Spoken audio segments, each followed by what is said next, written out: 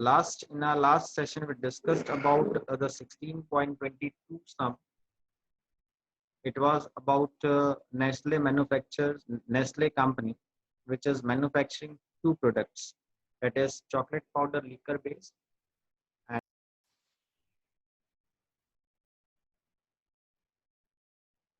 so this is what we're discussing. In fact, that Nestle is manufacturing two products, chocolate powder liquor base, from which chocolate powder is being manufactured, and milk chocolate liquor base, from which further milk chocolate is being manufactured.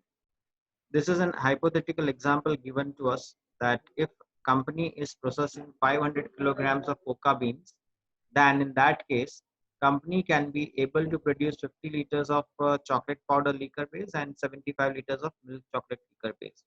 This is a hypothetical data, proportionate data that we will use to calculate when we'll see how much cocoa beans are being processed by the company. As we discussed earlier, that chocolate powder liquor base is further processed and produced, uh, manufactured chocolate powder, whereas the milk chocolate liquor base is further processed and produced to milk chocolate. These are the hypothetical data. Again, moving from this one, if 500 kilograms of cocoa beans are produced, 50 liters of chocolate powder liquor base is manufactured.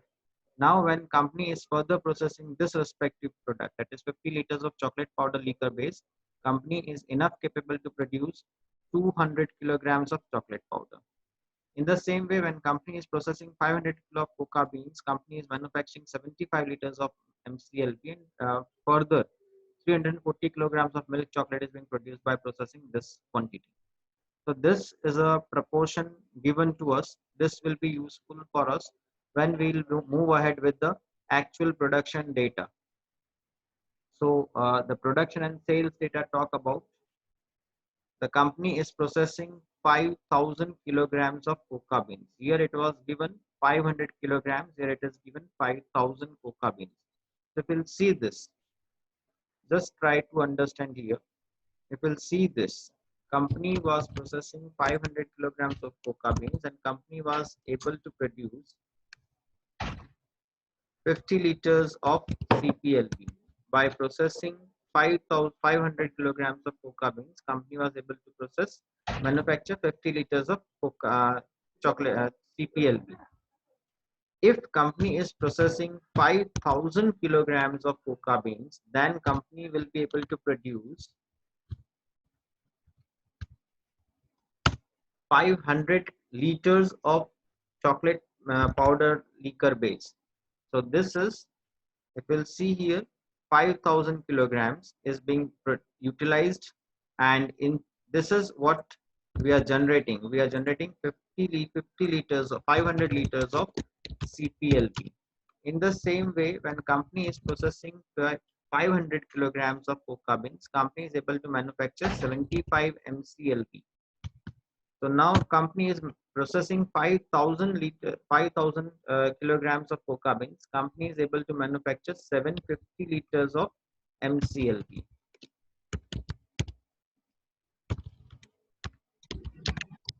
This is the proportion given to us. So as per the proportion given in the example, this is what amount the company is able to manufacture of CPLB and MCLB. But this is where company is not selling the date product. Company is further processing the CPLB and MCLB to produce chocolate powder and milk chocolate. So if 50 liters of, if we'll see here, if 50 liters of CPLB is processed, out of that company is able to manufacture 200 kilograms of chocolate powder. So now if in 50, this is the scenario given. So if company is processing 500 liters of CPLB, company will be able to manufacture 200 kilograms of chocolate powder. So from 500 CPLB, 500 liters of CPLB, 2000 kilograms of chocolate powder is manufactured. Whereas when we go ahead and check it out, if company is processing 75 liters of MCLB, company is able to manufacture 340 kilograms of milk chocolate. here company is in actual data, company is processing 750 kilogram liters of MCLB, and company will be able to manufacture 3400 kilograms of milk chocolate. So this is how this entire production data comes. If we'll go to the sum, you will find that company is producing 200 kilograms of chocolate powder and 3400 kilograms of milk chocolate. This is what had been derived here.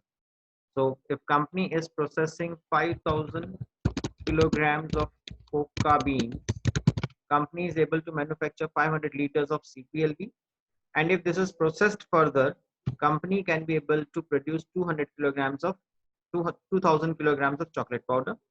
In the same way, when company is processing 5000 kilograms of coca bean, company is able to manufacture 750 liters of MCLB, and when it is further processed, company is able to manufacture 3400 kilograms of milk chocolate.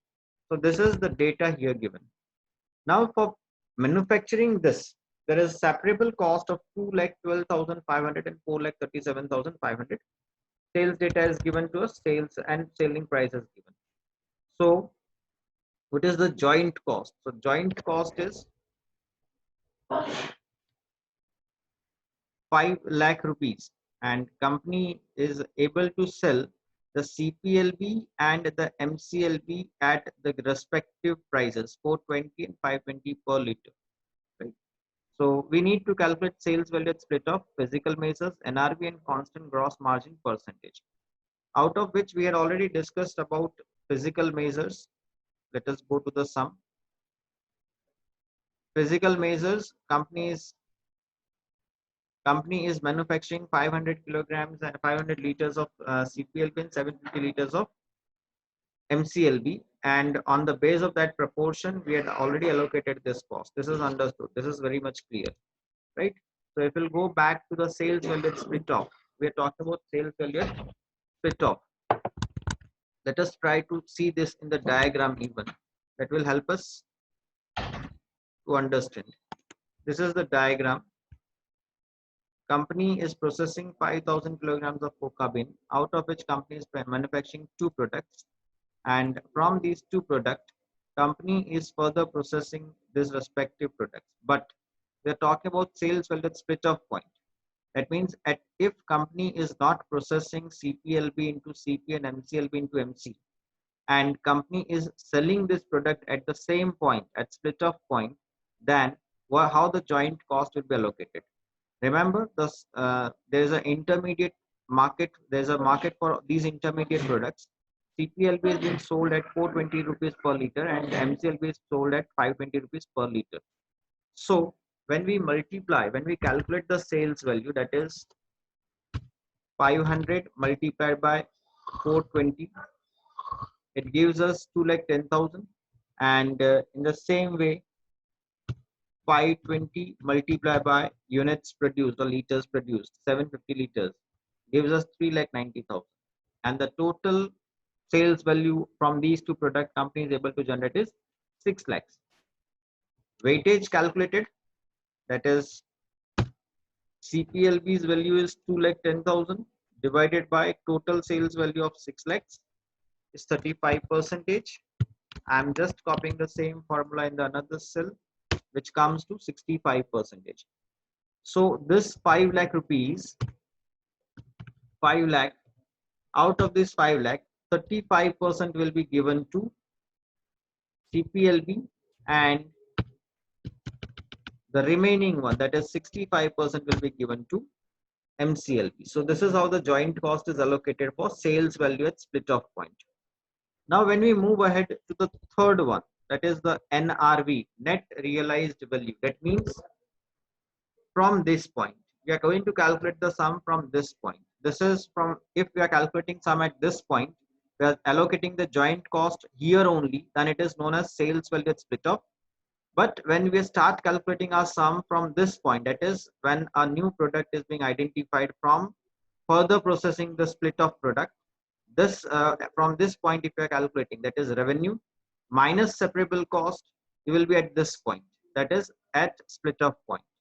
So that is known as NRV, net realizable value at split off. So this is the data given. 2000 kilograms sold at 200 rupees per kilogram. For milk chocolate, it is 3400 kilograms sold at rupees 250 per kilogram.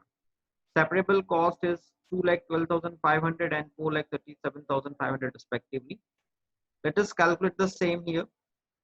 NRV sales value at split off is 2000 kilograms of chocolate powder is being produced and sold at rupees 200. That comes to 4 lakh.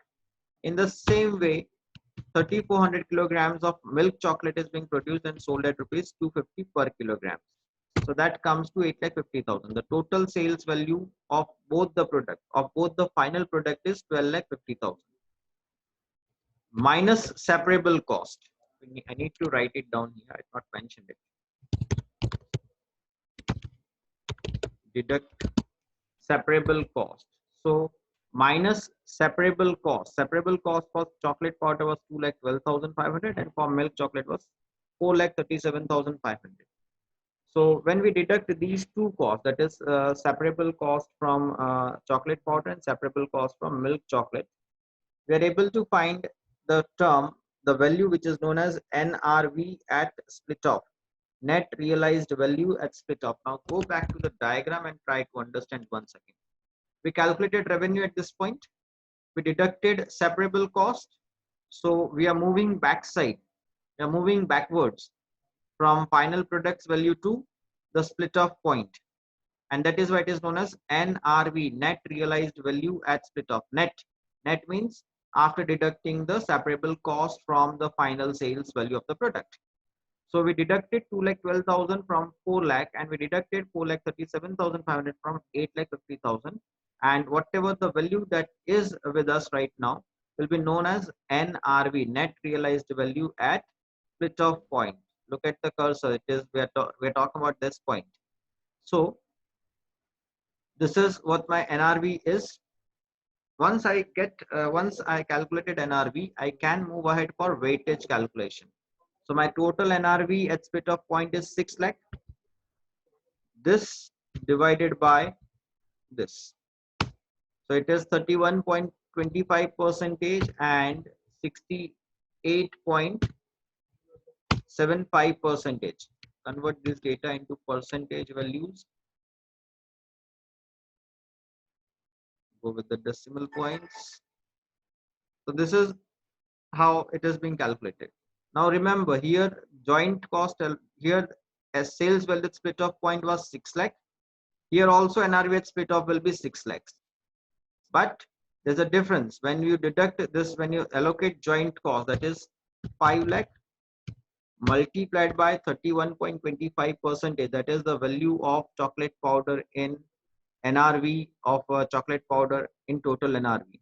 So 31.25 percentage, 1,56,250.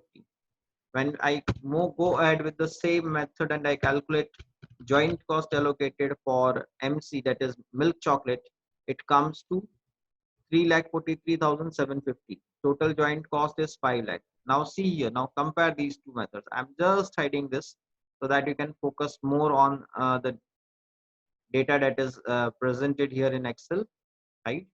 Now see here, NRV at split off, bold, and sales value at split off. Both the value are 6 lakh. Both of these value are 6 lakh. That means if the product is being sold at the split off point, you are going to generate 6 lakh. Same is happening here also. After deducting the separable cost from the final value, it is 6 lakhs.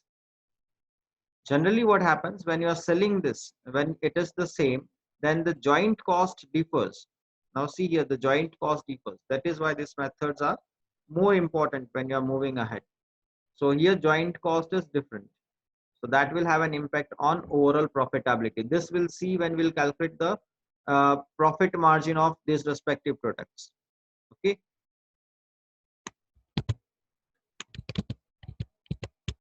Now coming to the fourth method. This is what we had not calculated on Saturday.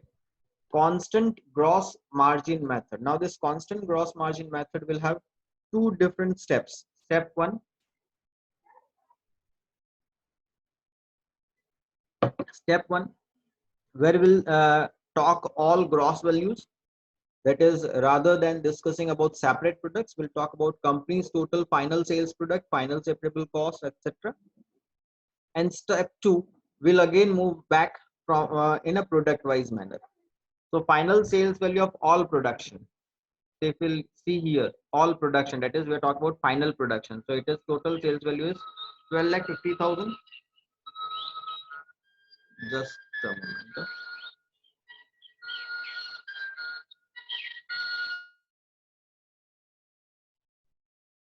Okay, sorry for the interruptions. So the total sales value is 12,50,000. Final sales value of all production is 12,50,000. I'm not picking up any data from this method. Don't look at this method. I'm talking about the final sales value of all production. So what we can do is we can go with one-to-one product and we can add those product sales value also. So if we'll see here, it can be calculated like 2,000 kilograms of chocolate powder multiplied by sales value plus 3,400 kilograms of milk chocolate multiplied by its sales value. So that will also be 12,50,000 rupees. Total separable cost 2,12,500 plus 4,37,500, 6,50,000. So we are going to deduct these two costs. That is separable cost and the joint cost. Joint cost is 5 lakh. As you can recall, it is given in the book. So we are going to deduct these two costs from the sales value.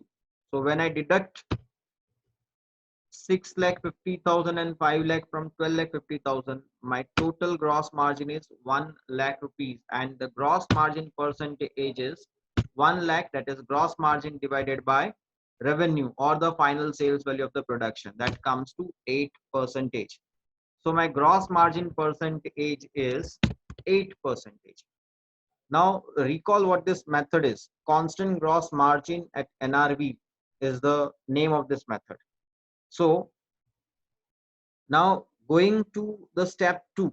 यहाँ तक समझ में आ गया होगा, I hope so. Now I'm moving ahead to the step 2, where we will be deducting, moving backside again, moving backward.